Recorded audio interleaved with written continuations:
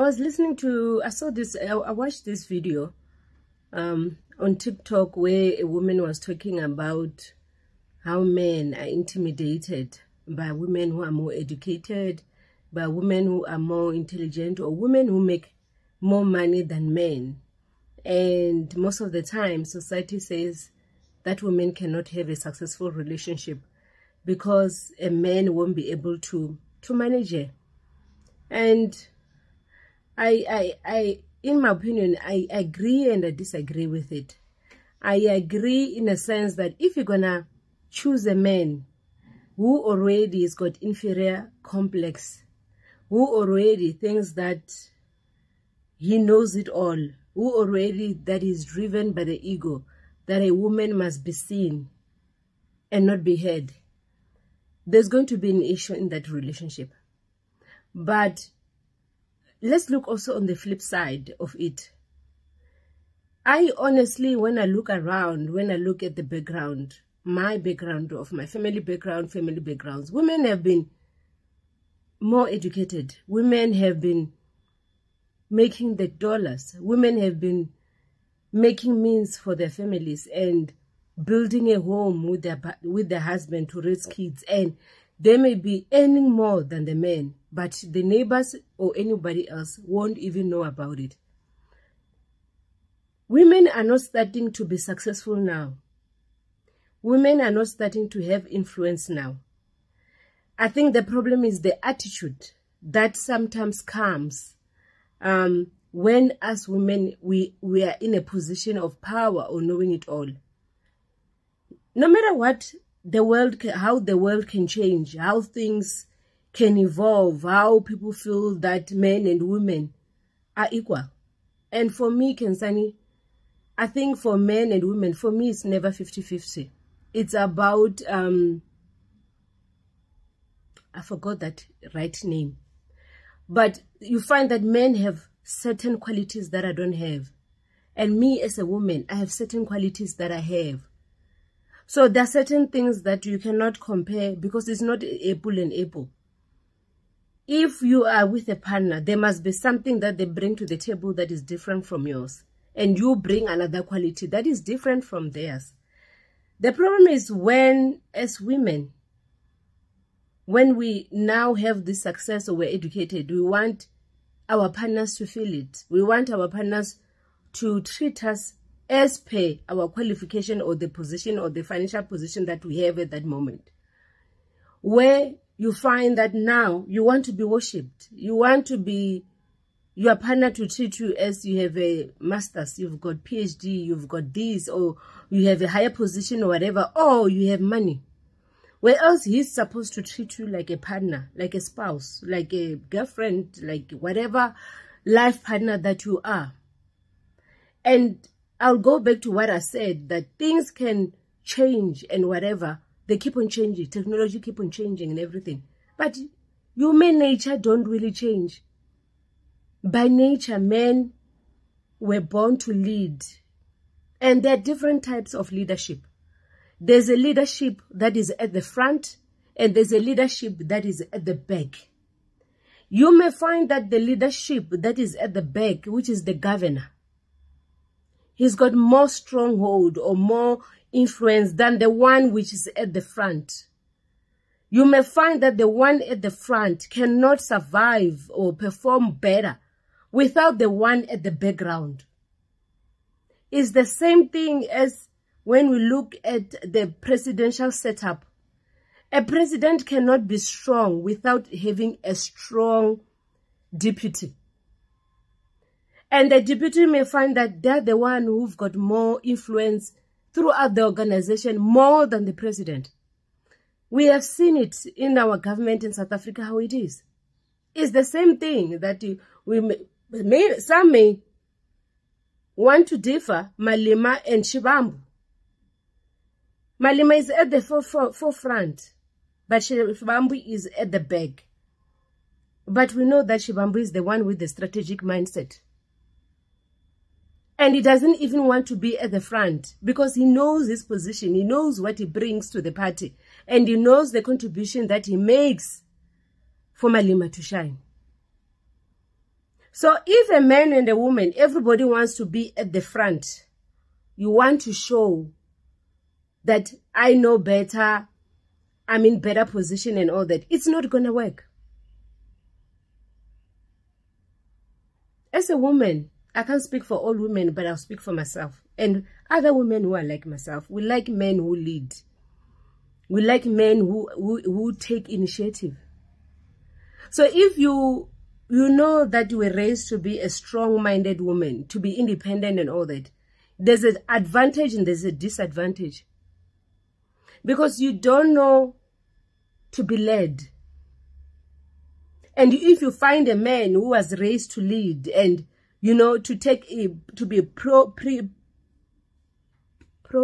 whatever, proactive and all that, and when you want to show that I know it all, women are given the skill to influence their partner without them being on their face, without them ridiculing them that I know better than you.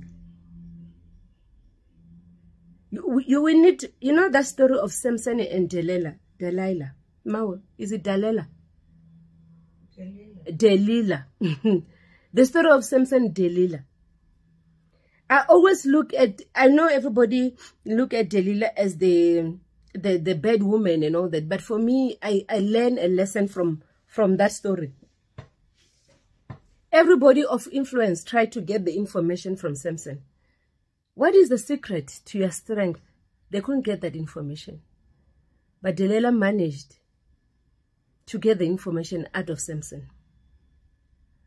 Because she didn't go to him with that, I am beautiful, I know it all. You know, no. She went there being very humble. She was sly like a snake and humble like a dove. And that's what a woman should be. You need to know your partner. You need to know his strength. You need to know his weaknesses. Compliment him on his weaknesses. On his strength, promote it so that he do it better.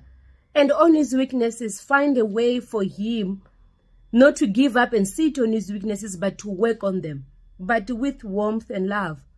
The world tells us that women must talk anyhow they want. The world tells us that a woman must be very vocal. And unfortunately, most of us are raised being like that, to be so independent. But boys are not taught how to handle a girl who is too independent, how they balance each other. But when you have found the power in your womanhood, when you found the power in your femininity, and you understand that being a woman and you tap into the attributes of being a woman, you'll never see it as you being stupid. You see it as wisdom and power.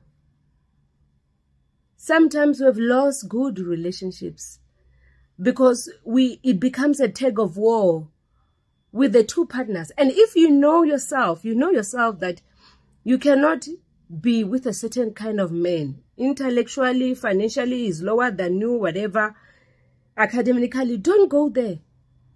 Don't go there. But there are a lot of men who are educated, or a lot of men, but their emotional intelligence and their values and principles are zero.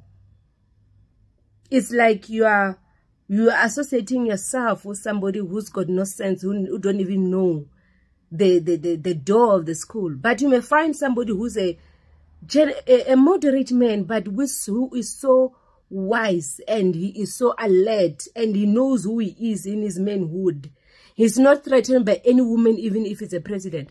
I refuse that men get to be intimidated by women because she's intelligent, she knows better, whatever. Because women have been intelligent and they've been married and have kids and have successful marriages.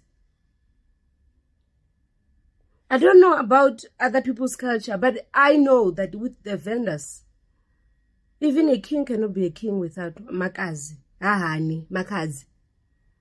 He may be the king who's sitting there, but makazi is the one who's got more power and influence. She's the one who's got more power and who's going to take over, to inherit, to be the next king. So power, it's not loud. Power is not aggressive. Power is not see me. It's not like that at all. Power is calm. It knows who it is, and it doesn't show off. It's got timing. It assesses the situation. It doesn't tackle everything. It does the SWOT analysis. What do I stand to gain from this? What am I going to benefit? What is it? What is gonna, what, English is leaving. You know when you don't do 8 to 9 job anymore, English vanishes. But all I'm saying is that women we're lying to ourselves that being successful, you don't have a partner because you're successful. You don't have a partner because you're educated. You don't have a partner because you are financially stable. No, you don't have a stable relationship and you are not successful in relationships because of who you are as a person. And you think having all those things, the education, the money, the position and all that, it must elevate you as a person. Who are you besides those things? Who are you as a woman without education, without the position that you have, without the financial position that you have? Who are you? It's sad when you cannot define yourself outside those things which in the worldly way it gives you position. If you are educated, you are learned, and you keep on failing on certain things, you need to sit down and ask yourself, what is the issue? So, ladies, we need to stop this thinking that men are intimidated by women who knows themselves.